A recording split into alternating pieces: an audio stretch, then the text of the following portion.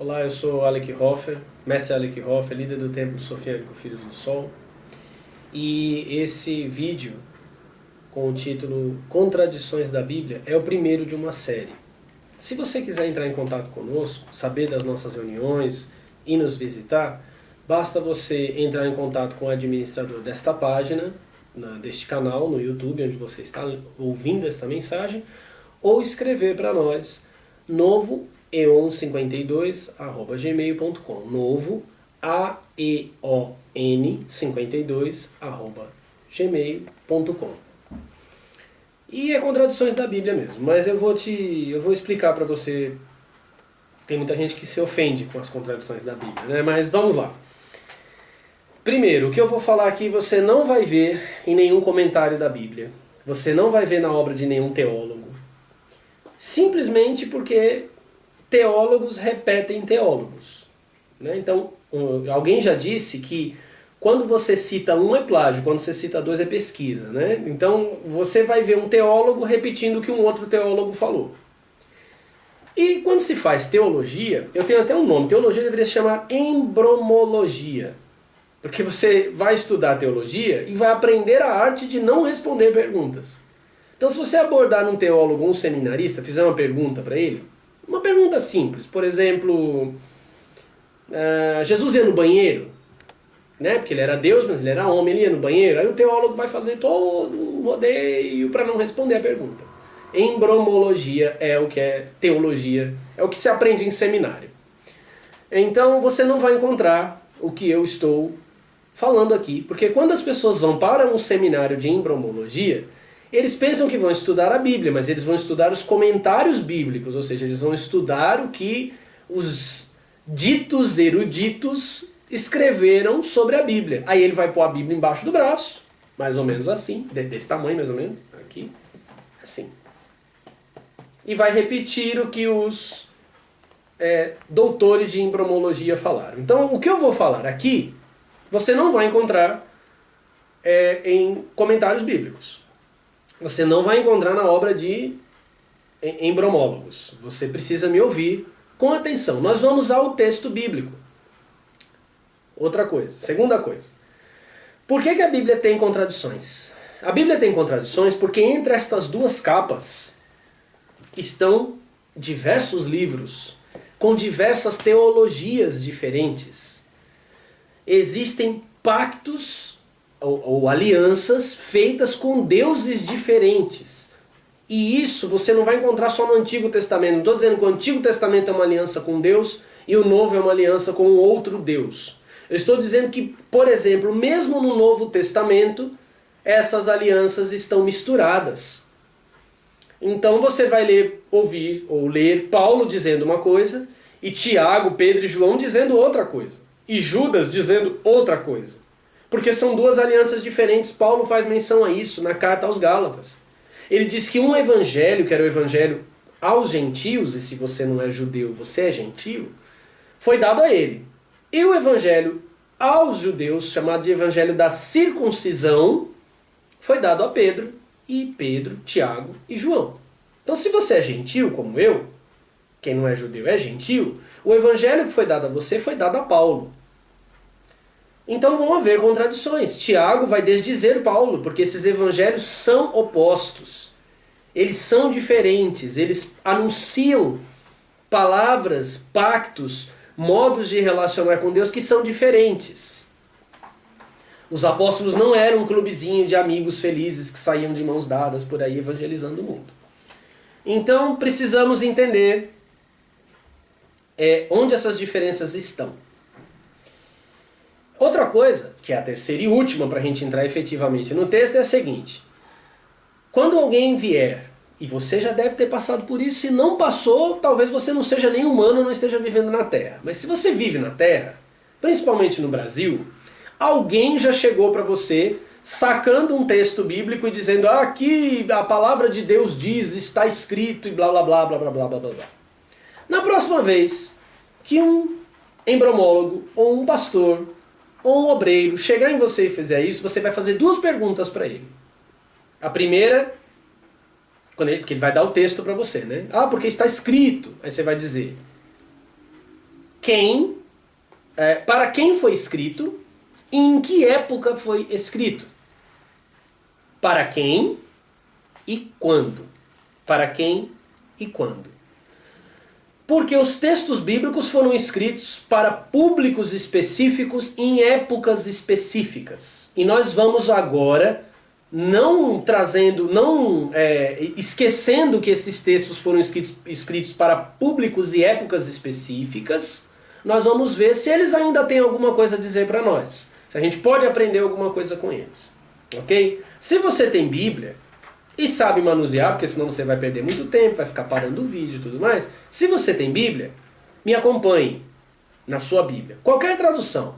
Tradução do Novo Mundo, Bíblia de Jerusalém. Eu tenho uma Bíblia de Jerusalém aqui, que daqui a pouco eu vou usar. É considerada, inclusive por teólogos evangélicos, uma das melhores Bíblias. Ela é de tradição católica. Ou se você tem a Bíblia de Genebra, ou qualquer tradução, me acompanhe. Se você não tem Bíblia, ou não sabe manusear e vai levar muito tempo achando os textos, anota num caderninho, depois você leia, ok? Então vamos lá.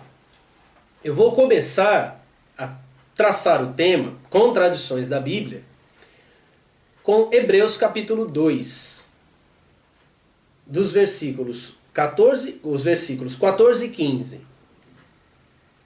Hebreus capítulo 2, versículos 14 e 15. E o texto diz assim: E visto como os filhos participam da carne e do sangue, também ele, esse ele é Jesus, é de Jesus que está falando, participou das mesmas coisas, para que pela morte aniquilasse o que tinha o império da morte, isto é, o diabo. Aniquilar é destruir.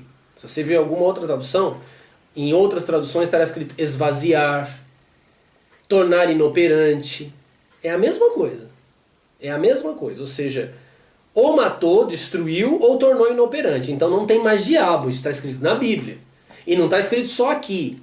Em João capítulo 12, versículo 31, quando Jesus está indo para a cruz do Calvário, ele diz assim: agora será o juízo desse mundo, agora será expulso o príncipe desse mundo. Então toda vez que você vir um pastor expulsando um suposto demônio, ou é pilantragem, ou é loucura da pessoa que pensa que está endemoniada. Porque o príncipe do mundo, e daqui a pouco eu vou mostrar os parceiros dele, foram todos expulsos já. O que destruiu, o que foi tornado inoperante, não atua mais.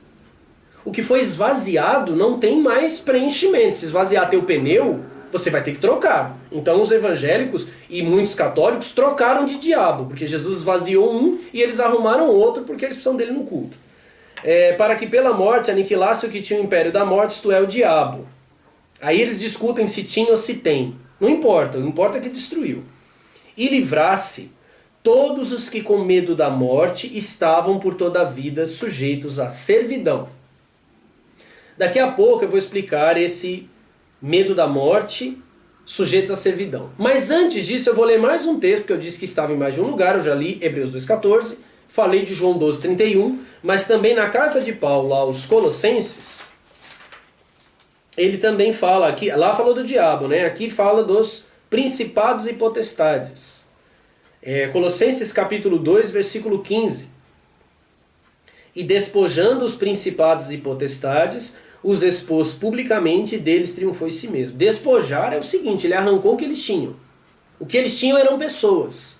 O que eles tinham eram regiões, terras. Ele despojou. Jesus na cruz, João 12,31, agora é o juiz do mundo, ele arrancou das mãos deles o que eles tinham. Então eles não têm mais. Então quando alguém te disser que o Lost é do demônio, o Supernet é do demônio, a PUC é do demônio, a Hello Kitty é do demônio, eles não têm nada, o diabo não tem nada, os demônios ou os principados e potestades, aqui os tais anjos caídos, eles não têm nada. Ok? Então, eu li, o primeiro texto que eu li foi Hebreus 2,14. Vamos responder as perguntas para quem e quando. Para quem foi escrito a carta aos Hebreus? É óbvio. Para os hebreus, para os judeus. Quando?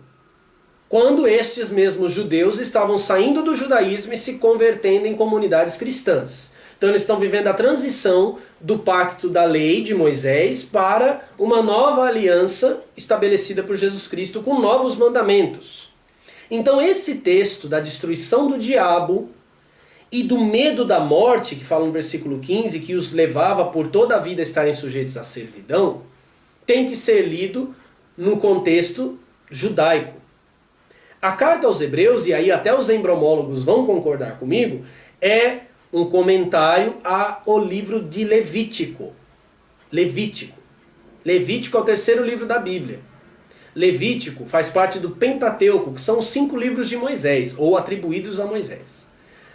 Então, o objetivo desse nosso estudo, Contradições da Bíblia, é mostrar que o edifício da embromologia, ele está construído sobre... Ele tem umas camadas. A primeira camada é a lei de Moisés. Eu vou dizer para você o que é pecado. Você vai ver daqui a pouco o que é pecado. Então, tem a lei de Moisés. Aí a segunda camada desse edifício é o pecado. Depois vem o diabo e os demônios. Então, quando Jesus, o texto diz que ele destruiu o diabo, é porque ele começou destruindo da base esse prédio, que foi a destruição da lei. Em Romanos, a carta de Paulo aos Romanos, capítulo 10, versículo 4, diz que o fim da lei é Cristo, para a justiça de todo aquele que crê. Então, a lei de Moisés termina em Cristo. E, por consequência, ela derruba o edifício todo. Mas eu disse que Hebreus é um comentário a Levítico. Então a gente vai ir lá para Levítico, lá no começo da Bíblia, no Antigo Testamento, inclusive para entender o que é o pecado. Porque parece muito simples essa resposta para nós que vivemos num país culturalmente cristão, mas ela não é tão simples assim. Ou pelo menos não é descrita corretamente. Então eu vou dar alguns exemplos aqui. Levítico capítulo 4, porque Levítico é o seguinte, ele é um livro muito agradável de se ler. É mentira, não é agradável, ele é chato pra caramba. Mas esse livro de Levítico, ele é escrito assim: fulano cometeu tal pecado, sacrifício para tal pecado é tal coisa. Entendeu? É assim, fiz tal coisa, aí eu tenho que fazer tal coisa para me perdoar, para me purificar desse pecado. O livro de Levítico é inteirinho assim. Então, se você tiver paciência, não tiver nada mais interessante para fazer, Facebook estiver muito parado, ninguém te segue no Twitter, leia Levítico. Ou não. Levítico capítulo 4, a partir do verso 13. Mas se toda a congregação de Israel errar, e o negócio for oculto aos olhos da congregação, e se fizerem contra algum dos mandamentos do Senhor aquilo que não se deve fazer e forem culpados, então aqui está a definição de pecado. O que é pecar? É fazer contra algum, aí não são os 10 mandamentos igual o Adventista fala, não. São 613 mandamentos. Começa lá no capítulo 20 de Êxodo e vai embora. É mandamento pra cacete. Não são 10, são 613. E você nem imagina que são 613 e está quebrando os 10. Pois é, você que quebra os 10, saiba que são 613. Se você fizer algo contra algum dos mandamentos do Senhor, e aquilo que não se deve fazer, é culpado, ou seja, tem pecado. Pecado é transgredir a lei do Antigo Testamento. Aí versículo 14. E o pecado em que pecarem for notório, ou seja, todo mundo soube, então a congregação oferecerá um novilho por expiação do pecado e o trará diante da tenda da congregação. Muito justo, né? O cara peca, mata um animal inocente no lugar dele. É a lógica do Antigo Testamento.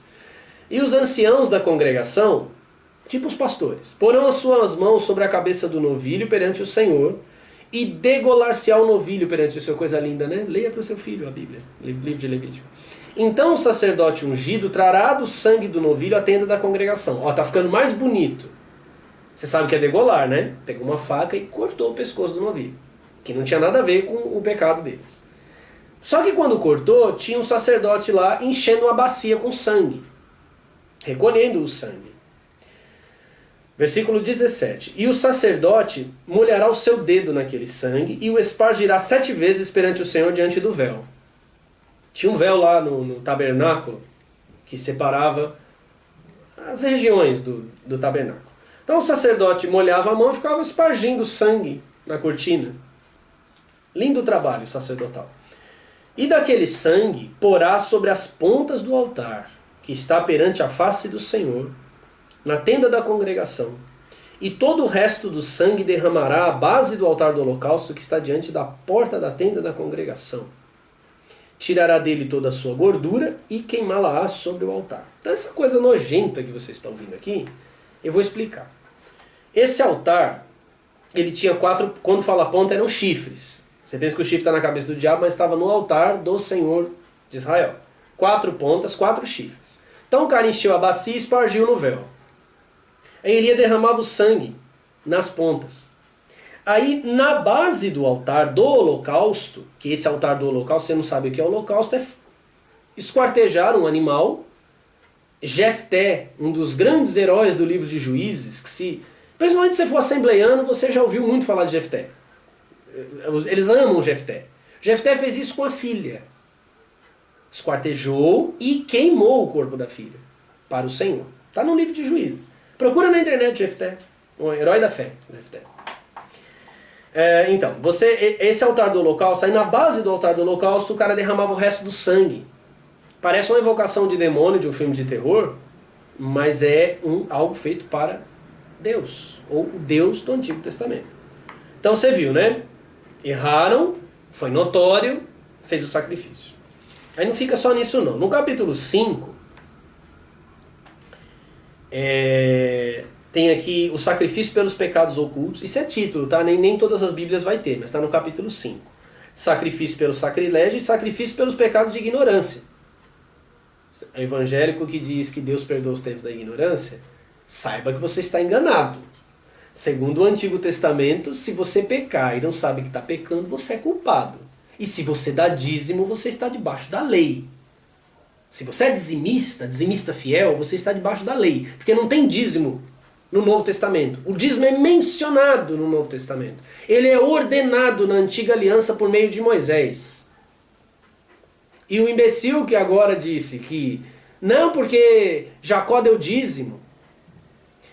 Quando Paulo cita o livro do Gênesis, ele cita em Gálatas capítulo 4 a analogia de Agar, a esposa de Abraão, a escrava de Abraão, e Sara, esposa de Abraão, que ele vai fazer uma analogia entre os dois testamentos por meio dessas duas mulheres e os filhos dela, ele fala que isso está escrito na lei. Tudo aquilo que Moisés escreveu é lei, e todo mundo pensa ou acredita ou se atribui a Moisés a escrita do livro do Gênesis. Então aquilo que Moisés escreveu é lei. E os salmos também são lei, porque Jesus, quando cita o Salmo 82 no Evangelho de João, ele diz: vocês não ouviram a própria lei? Então é lei. O Salmo 119, lâmpada para os meus pés e a tua palavra, luz para os meus caminhos, não é a palavra de Jesus, é a lei. Então o Antigo Testamento é todo lei. Os profetas, quando falavam com o povo, Isaías, Daniel, Ezequiel, Jeremias, eles estavam falando com o povo porque o povo não estava guardando a lei. Todo o Antigo Testamento é lei. Ok? Então se você é dizimista e peca sem querer, sem conhecimento, você está ferrado. Procura o Templo de Salomão para ver se você se purifica. Ou não, né? Melhor não. Levítico capítulo 5. Tem uma parte aqui, olha que coisa bonita. Lindo de se ler. É para alegrar o coração de qualquer criança isso. No sacrifício pelos pecados ocultos, o pecado oculto é o contrário daquele pecado notório. Aqui não é o pecado da ignorância. Eu vou ler o pecado da ignorância daqui a pouco. Mas o pecado oculto é aquele que você cometeu e ninguém ficou sabendo. Lá era o notório, né, que eu li agora há pouco. Agora é o oculto. Mas você tinha que ir lá oferecer sacrifício. Então aí o versículo 7 diz que se a sua mão alcançar o que bastar para gado miúdo, ou 2 rolas, ou 2 pombinhos, você leva um para expiação do pecado, outro para o holocausto. Aí o verso 8 e 9 mostram como que era feito o sacrifício.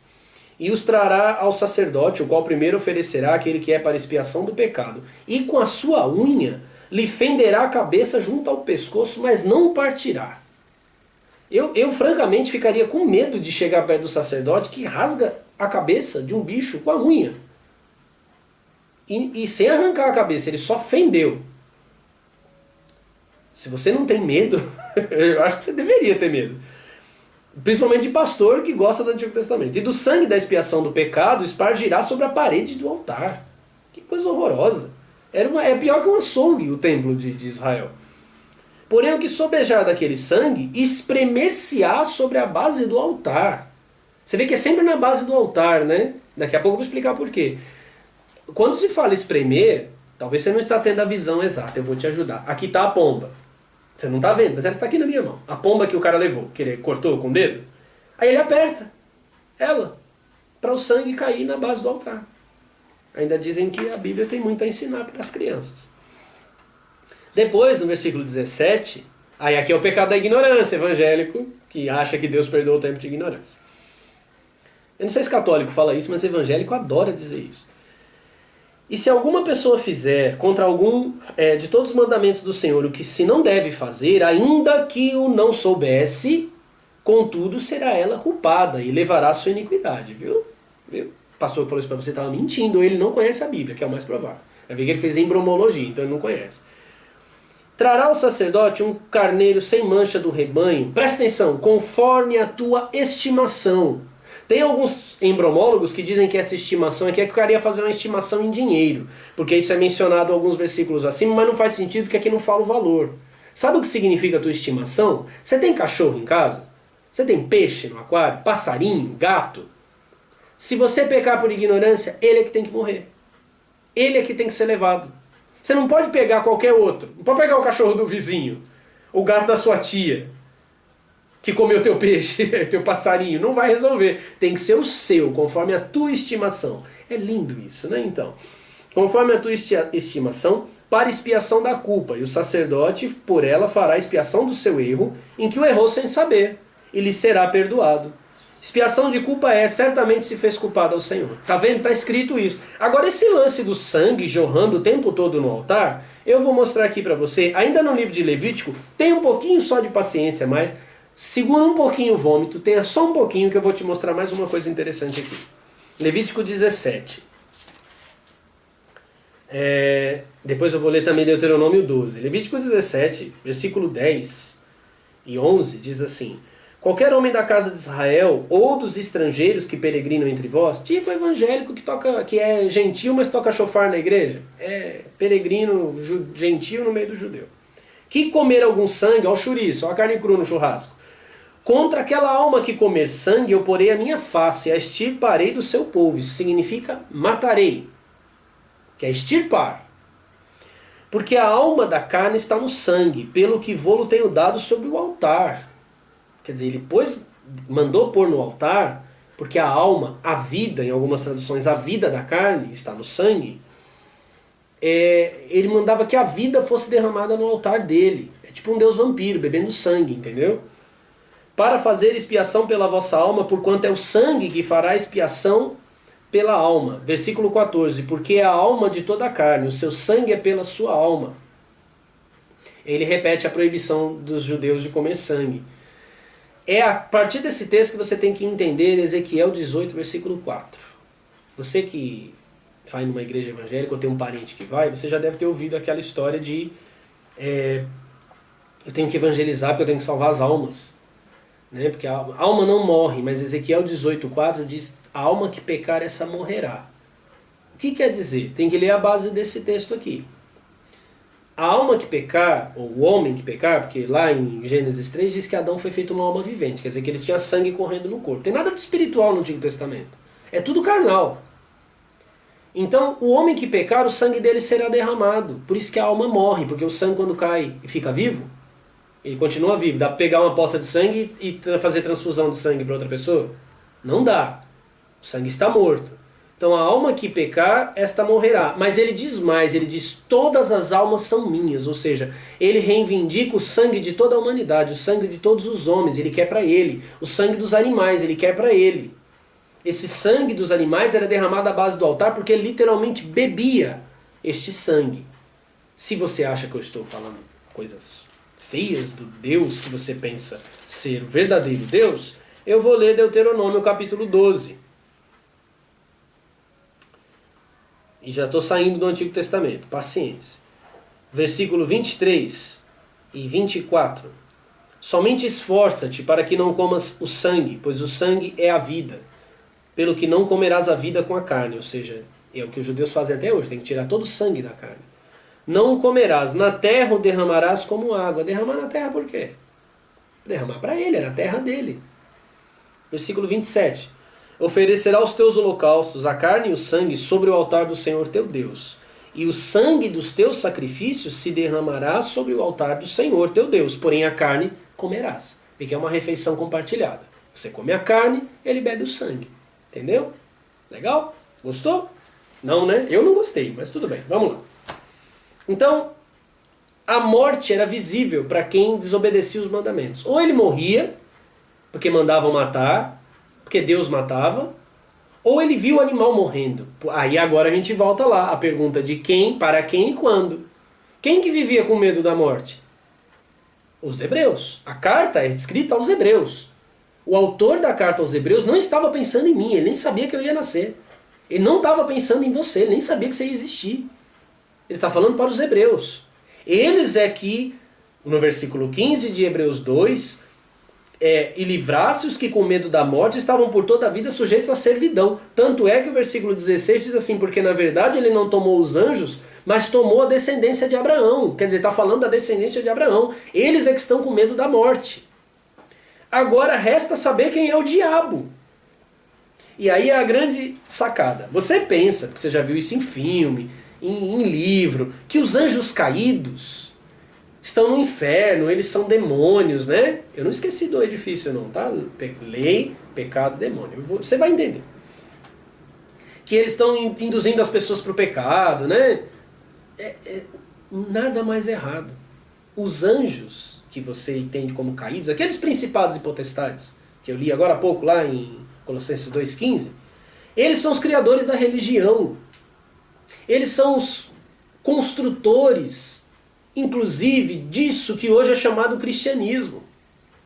Essas religiões do pecado, do diabo, elas são feitas, criadas, construídas, alimentadas por estes anjos caídos e pelo diabo disfarçado de Deus. O texto aqui de Hebreus 2,14 diz que ele tinha o império da morte, ou ele tem o império da morte. Quem quiser que ele tenha ainda, tudo bem. Fica com ele e com o império da morte. Que ele tinha o império da morte. Como que esse império da morte foi estabelecido? Na segunda epístola de Paulo aos Coríntios, no capítulo 3, da segunda epístola de Paulo aos Coríntios, eu vou fazer de conta que você já achou e vou ler. Versículo 6. O qual nos fez também capazes de ser ministro do Novo Testamento, não da letra, mas do Espírito, porque a letra mata e o Espírito vivifica. Isso aqui é o que eu falei no começo. O que foi dito aqui, o que Paulo está dizendo aqui, serve de exemplo e referência para nós, mas foi escrito no século I. A letra envelhece. Daqui a pouco ele vai falar isso, sobre a velhice da letra. Daqui a pouco eu vou ler para você um texto em que ele fala sobre a velhice da letra. A nova aliança é do Espírito, ou seja, comunicação espiritual direta com o divino. Versículo 7. E se o ministério da morte, gravado com letras em pedras, o que é que foi gravado com letras em pedras? Não foram os 10 mandamentos? Paulo diz que essas letras gravadas na pedra são o ministério da morte. O que tinha o poder da morte, o ministério, ou seja, a atuação da morte, veio em glória de maneira que os filhos de Israel não podiam fitar os olhos na face de Moisés, por causa da glória do seu rosto, a qual era transitória, como não será de maior glória o ministério do Espírito, esse ministério que eu estou anunciando para você. Porque se o ministério da condenação, não da salvação, foi glorioso, muito mais excederá em glória o ministério da justiça. Depois, versículo 13. E não somos como Moisés, que punha um véu sobre sua face para que os filhos de Israel não olhassem firmemente para o fim daquilo que era transitório. Agora escuta. Mas os seus sentidos foram endurecidos nos filhos de Israel. Porque até hoje o mesmo véu está por levantar na lição do Velho Testamento, o qual foi por Cristo abolido. Jesus aboliu o Velho Testamento.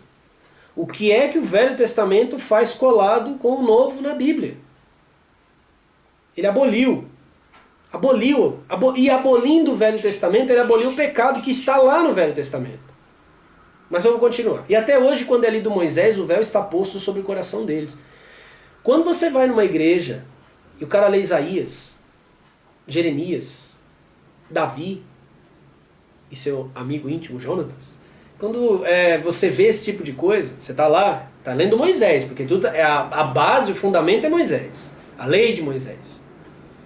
Um véu é posto sobre o coração das pessoas. Um véu. Elas entram, os sentidos delas são endurecidos.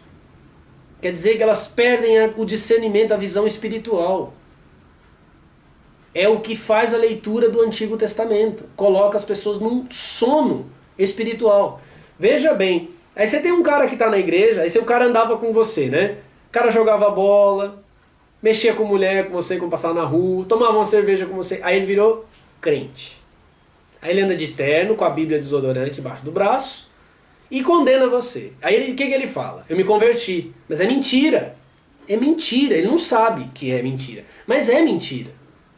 Porque o verso 16 de 2 Coríntios 3 diz: mas quando se converterem ao Senhor, então o véu se tirará. Todo mundo que está tomando o Antigo Testamento não está convertido ao Senhor. Ou você está com Moisés ou você está com Jesus.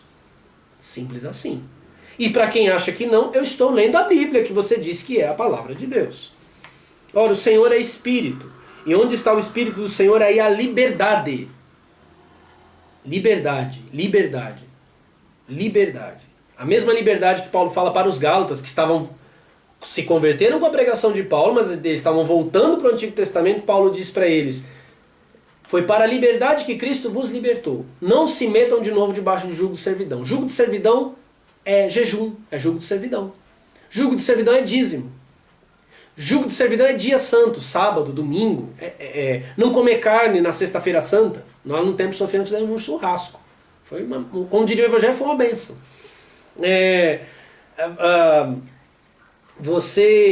Jugo de servidão é você estar apaixonado por uma moça e você moça por um rapaz. Vocês são adultos responsáveis, cuidam da saúde um do outro, mas vocês não podem fazer sexo antes do pastor pôr a mão suada na tua cabeça ou do juiz mandar você assinar um papel. Isso é jugo de servidão. Ele vai estar na sua casa depois? Ele vai estar na sua cama depois? Isso é jugo de servidão. Onde está o Espírito do Senhor, a liberdade.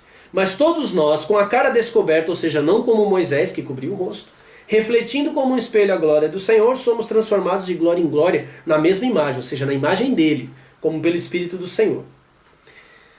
Aí, para você ver, a Bíblia não tinha versículo, capítulo e versículo. Essas aqui são divisões postas pelos embriomólogos, né? Apesar que facilita a leitura, mas também confunde. Então eu vou continuar lendo no capítulo 4. Olha o que diz o capítulo 4. Versículo 3. Lembra do véu lá posto no coração, né? Mas se ainda o nosso evangelho está encoberto, para os que se perdem está encoberto. Versículo 4. Nos quais o Deus deste século cegou os entendimentos dos incrédulos, para que não lhes resplandeça a luz do evangelho da glória de Cristo, que é a imagem de Deus. Esse evangelho porque ele disse lá que nós somos transformados na mesma imagem. Então o evangelho é isso. Jesus é a imagem divina. E você é transformado na mesma imagem divina. Isso é o evangelho. O evangelho quer te transformar em Deus. Ele tem o objetivo de divinizar você. Salvação é ser transformado na imagem de Deus. Não é ir para o céu e não ir para o inferno.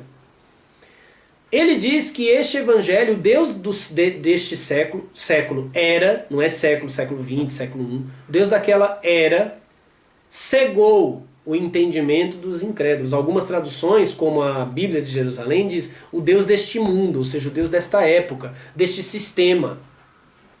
Esse Deus não é o diabo. Sabe por que não é o diabo? Existe uma igreja de Satanás. Eu sei que você sabe disso, ou que se você não sabe, eu estou te avisando. Existe uma igreja de Satanás, fundada por Anton LaVey. Essa igreja de Satanás é microscópica, tem pouquíssimos membros. E o Vaticano é pequeno? Tem quantas igrejas evangélicas perto da sua casa? Melhor, quantos senadores, deputados, satanistas você conhece? Agora, quantos evangélicos você conhece? A Comissão de Direitos Humanos no Brasil é presidida por um satanista ou por um pastor pentecostal? O Deus desta era. Quando você olha o Tribunal de Justiça, tem uma cruz lá na parede. Ué, não tem um pentagrama invertido. Tem uma cruz. Quem é o Deus desta era? O Deus desta era é o Deus do Antigo Testamento, que está ostentando a cruz de Jesus morto, dizendo, matei, acabei com ele. É isso que você vê quando de repente você não suporta a religião. Você está me vendo e pensando, isso é tudo besteira, porque eu não aguento a religião. Aí você se declara ateu. Aí se você falar que você é ateu, o cara te trata como se você nem humano fosse. Porque o Deus deste sistema de coisas exige ser adorado como Deus único. Viu quem é o que tinha o império da morte? O mesmo que estabeleceu o ministério da morte. Diabo, Jeová, o Deus de Israel. Por meio da lei de Moisés, ele encobre o evangelho. É por isso que o que eu estou falando você não vai encontrar, porque o evangelho está encoberto, escondido pela lei, pelos mandamentos da lei. Ok? Então compreendeu, né? Então eu disse que em Romanos 10, 4, que Jesus é o fim da lei. Então agora nós vamos para Romanos, para que eu te mostre mais umas... Estou acabando já, paciência. Estou no finzinho já. Daqui a pouco você vai comer o miojo. Romanos capítulo 7. Paulo está falando do fim da lei. Aí ele diz no versículo 4, eu disse que eu ia usar a Bíblia de Jerusalém, acabei não usando, mas ela está aí, tá? Ela é muito boa. Romanos 7, versículo 4. Assim, meus irmãos, também vós estáis mortos para a lei pelo corpo de Cristo, para que sejais doutro, daquele que ressuscitou de entre os mortos, a fim de que demos frutos para Deus. Você vê que Paulo diz que o Cristo ressuscitado é outro. Por que o Cristo ressuscitado é outro? Jesus disse no Evangelho de João, vocês não me verão mais. O mundo não me verá mais. Mas vocês me verão, vocês os discípulos. Significa, tem muita gente que fica com raiva de mim no Facebook porque eu posto umas fotos, brincadeirinha, né? De Jesus. As pessoas ficam todas doloridas, nem se perguntam se aquela é a verdadeira imagem de Jesus, que não é. O Jesus loiro, com a cara lânguida, assim, Brad Pitt, não é Jesus. As pessoas ficam magoadas com isso. Quando, na verdade, Jesus não vai vir com a aparência que ele tinha antes. O próprio Paulo diz que a morte de Cristo nos matou, morremos com ele para a lei de Moisés. Para pertencer a outro, quer dizer, ele volta outro. É outro. Por isso que quando ele aparece ressuscitado, para Maria Madalena, ela não reconhece ele imediatamente. Depois ela reconhece, mas a princípio ela não reconhece. No caminho de Emaús, lá no Evangelho de Lucas, ele anda com os caras, prega para eles, come na casa deles e eles não sabem quem ele é. No Evangelho de João ele aparece para Pedro, os outros que estão pescando, eles não sabem que é Jesus. Eles só desconfiam que é quando ele faz um milagre de multiplicação de peixes. Então é outro. A morte de Jesus nos livrou da lei.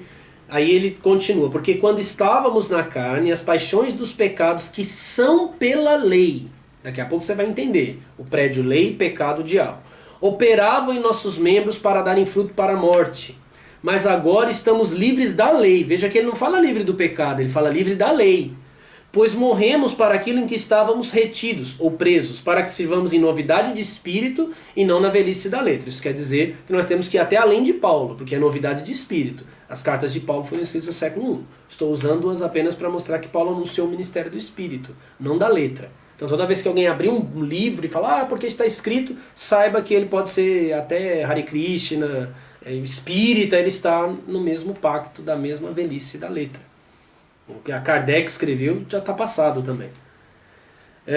Aí ele explica, continuando, né, versículo 7, que diremos, pois, é a lei pecado? De modo nenhum. A lei não é o pecado.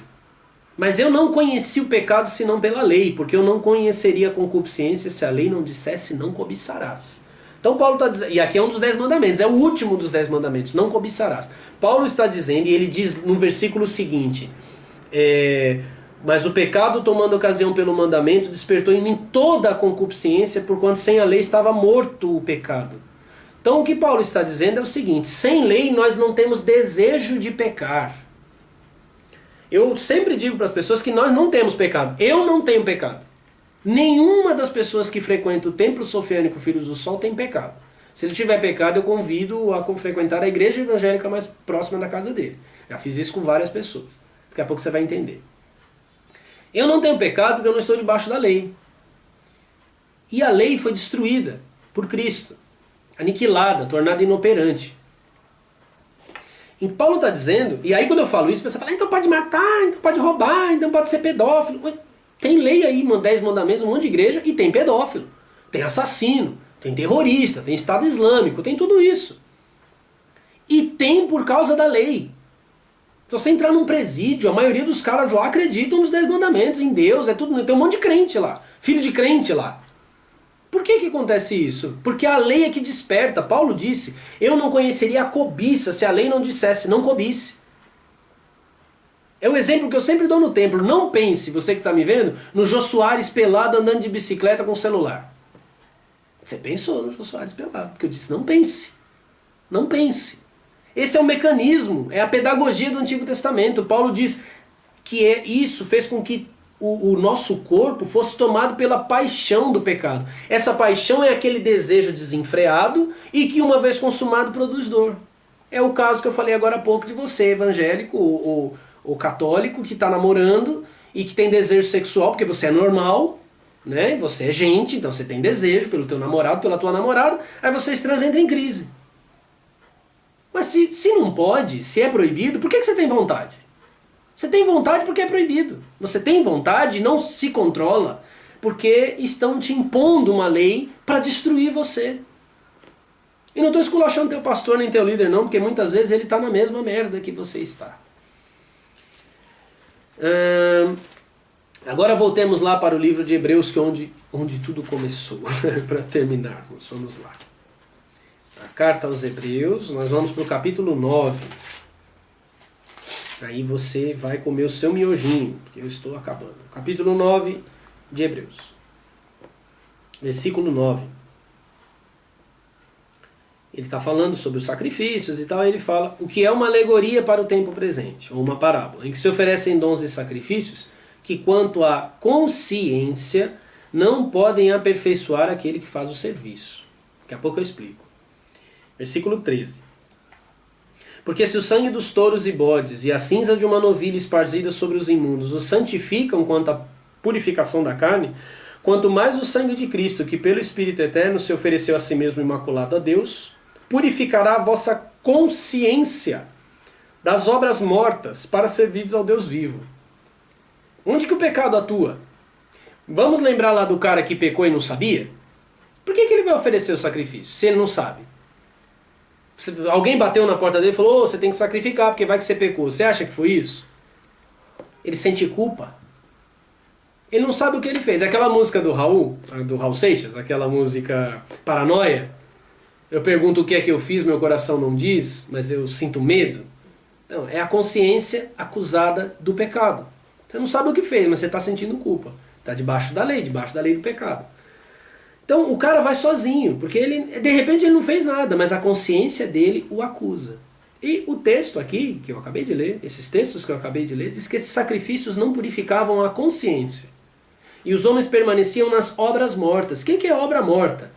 Quando você acha que peca, vai atrás do padre e confessa, isso é obra morta. Você acredita que pecou e precisa da intercessão, das não sei quantas Ave Marias, não sei quanto Salve Rainha, não sei quanto Pai Nosso. Obra morta. Você não está servindo ao Deus vivo porque você está com a consciência tomada de obras mortas. O sangue de Cristo não purificou sua consciência ainda. Quando você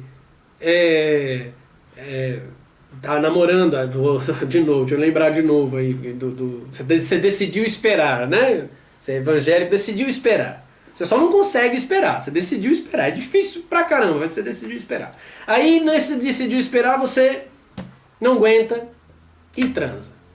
Aí você vai lá falar com o pastor, aí você quer batizar de novo, aí você choraminga na ceia, aí no começo do culto, né, tem igreja que faz isso todo dia. No começo do culto você pede perdão a Deus pelos seus pecados. Isso é obra morta. Você nunca vai ter vida para servir o Deus vivo porque você está preso. Você tem uma consciência que você e Deus estão separados. Isso vem da lei. Por isso que Jesus destruiu a lei, destruindo a lei, destruiu o pecado. Peraí, deixa eu mostrar uma coisa aqui, rapidinho. 1 Coríntios capítulo 15. Segura Hebreus com o dedinho aí se você abriu. É rapidinho. 1 Coríntios 15, 56. Ora, o aguilhão da morte é o pecado, e a força do pecado é a lei. Aguilhão, o ferrão que fisga você para te levar para a morte. Por isso que você morrerá. Debaixo da lei todos morrerão. A imortalidade prometida pelo Evangelho não é fábula. A imortalidade pode vir se a mente humana se purificar da consciência do pecado. Vão dizer que eu estou falando ficção científica, mas ok. O aguilhão da morte é o pecado, então o pecado é que te leva para a morte. Mas esse aguilhão só tem força para fisgar por causa da lei. Por isso que Jesus destrói a lei, aí destrói o pecado, porque sem lei não tem pecado, e assim ele derruba o altar do demônio, e destrói o demônio, e despoja, tira das mãos do demônio os que estavam presos, sujeitos ao medo da morte. Medo da morte. Vai vendo, hein? Voltando a Hebreus, capítulo 9, versículo 26. De outra maneira, necessário lhe fora padecer muitas vezes desde a fundação do mundo. Está falando de Jesus. Mas agora, na consumação dos séculos, uma vez se manifestou para aniquilar o pecado pelo sacrifício de si mesmo. Olha aqui, Hebreus 2,14 aniquilou o diabo. Hebreus 9,26 aniquilou o pecado. Aniquilar é destruir. Não existe pecado. Ele destruiu a lei. Romanos 10,4. O fim da lei é Cristo. Destruindo a lei, aniquilou o pecado, porque o pecado só tinha força com a lei. Destruindo eles, destruiu também o diabo, que se alimentava das vidas humanas por meio da lei, que de certa forma ainda continua fazendo isso na igreja evangélica mais próxima da sua casa. Versículo 28. Assim também Cristo, oferecendo-se uma vez para tirar os pecados de muitos, aparecerá segunda vez sem pecado aos que o esperam para a salvação. Então Jesus vem na primeira vez, tira o pecado. Quando ele voltar, quando ele ressurgir, não vai ser o mesmo, ele não vai usar coroa na cabeça com os espinhos invertidos, igual certos personagens fazem aí, né? Ele não vai se apresentar com aquela túnica de filme, é outro. Ele aparecerá a segunda vez sem pecado, aos que o esperam para a salvação. Então, esses que tiveram a consciência purificada lá, serão chamados para Cristo agora. Nas próximas eu explico melhor. Hebreus capítulo 10, agora eu estou acabando de verdade. 10, versículo 1 e 2. 1, 2 e 3. Porque tendo a lei a sombra dos bens futuros, e não a imagem exata das coisas, nunca, pelos mesmos sacrifícios que continuamente se oferecem cada ano, podem aperfeiçoar os que a ele se chegam. Quer dizer, jamais a lei poderia aperfeiçoar ninguém. Aí ele raciocina. De outra maneira, teriam deixado de se oferecer, porque purificados uma vez os ministrantes, nunca mais teriam consciência de pecado. Quer dizer que se aqueles sacrifícios que eu li tivessem poder, ele só seria oferecido uma vez, porque ele lavaria a consciência, e sem que a pessoa tivesse consciência de pecado, ela não faria de novo o sacrifício. Igual Jesus, que só precisou morrer uma vez. Ele morreu uma vez para purificar sua consciência. Se você ainda está achando que tem pecado, é porque você não entende ainda. Você não foi iluminado ainda pelo que significa o sacrifício de Jesus. Nesses sacrifícios, porém, cada ano se faz comemoração dos pecados. Quer dizer, aquele sacrifício é como se fosse uma festa. Valeu, eu pequei, que legal, deixa eu sacrificar aqui porque eu pequei. A Bíblia de Jerusalém, nesse versículo 3, diz assim, que a cada ano se faz lembrança dos pecados. Quer dizer que o sacrifício, ao invés de fazer você esquecer do pecado, tinha o objetivo de fazer você lembrar do pecado. Aí eu vou terminar aqui. Versículos 14, aí de Hebreus 10 ainda. Porque com uma só oblação, que é sacrifício, aperfeiçoou para sempre os que são santificados. Paulo fala isso, chama as comunidades para quais ele pregava de perfeitos. É como você é perfeito. Ih, é que você não me conhece, Alec, é que você não viu o que eu faço. O que você faz não é você fazendo, é a lei fazendo em você. É tua carne, é que você está na carne ainda, por causa da lei. Mas você é perfeito. O sacrifício de Cristo foi um sacrifício que aperfeiçoou para sempre. Quer dizer, além de perfeito, você nunca vai deixar de ser perfeito. Não é papo de mãe, não, porque para mãe todo filho é perfeito. Você vai ser, é perfeito mesmo. Versículos 15 e 18, até 18. Então o Espírito Santo, e também o Espírito Santo, não testifica, porque depois de haver dito, este é o concerto que farei com eles depois daqueles dias, diz o Senhor, porei as minhas leis em seu coração e as escreverei em seus entendimentos. Acrescenta. Agora é uma palavra atribuída a Deus. E jamais me lembrarei de seus pecados e de suas iniquidades. Então você imagina você pedindo perdão para Deus do seu pecado. E Deus não sabe nem do que você está falando. Porque esqueceu. Ora, onde há remissão destes, não há mais sacrifício pelo pecado. Não existe mais sacrifício pelo pecado. Não existe mais confissão. Não existe mais Pai Nosso, Ave Maria, para perdoar pecado. Aí, um evangélico ou católico me vendo agora está lembrando de João, né? Que em 1 João, no capítulo 1 de 1 João, o tal apóstolo João diz assim, João 1, 8 a 10. Se dissermos que não temos pecado, enganamo-nos a nós mesmos e não há verdade em nós. Se confessarmos os nossos pecados, Ele é fiel e justo para nos perdoar os pecados e nos purificar de toda injustiça. Se é só confessar o pecado, Jesus morreu para quê? Bom, tudo bem. Se dissermos que não pecamos, fazemos-lo mentiroso e a sua palavra não está em nós. Esse é o mesmo cara que em Gálatas capítulo 2, Paulo diz que encontrou com ele Tiago e Pedro e disse assim, olha, se esses caras foram colunas, foi em outro tempo. Agora não são nada. Não me acrescentaram nada. E Paulo ouviu eles falar, não me acrescentaram nada. Não me serviram para nada. Aí você escolhe com quem você quer ficar. Você faz uma escolha agora me ouvindo. Você quer ser livre? Porque evangelho é boa notícia. Eu te dei uma boa notícia, que você é perfeito. Basta olhar para si mesmo. Aí dentro de você tem perfeição. Você quer ser perfeito, você quer ser livre, você quer ser santo, que você já é, porque disse, aperfeiçoou para sempre os que são santificados. Você quer ter a tua consciência purificada. Você quer ser transformado na imagem de Deus. Ou você quer viver se arrastando, chorando de ceia em ceia, na salinha do pau do confessionário lá, nas trevas, ouvindo o padre dizer como que você tem que fazer para ser perdoado o seu pecado. Uma escolha que você faz agora. São contradições da Bíblia, viu? No Novo Testamento, Paulo diz uma coisa, João diz outra. Escolhe. Mas escolhe com inteligência, ok? Nós nos encontramos na próxima, na parte 2 desse estudo. Eu não vou falar disso, tá? Vou falar de outra coisa, mas é contradições da Bíblia ainda. O sinal sagrado que diz que o Deus que está em mim cumprimenta esse Deus que está aí dentro de você e que te trouxe para esse canal. Namastê. Namastê.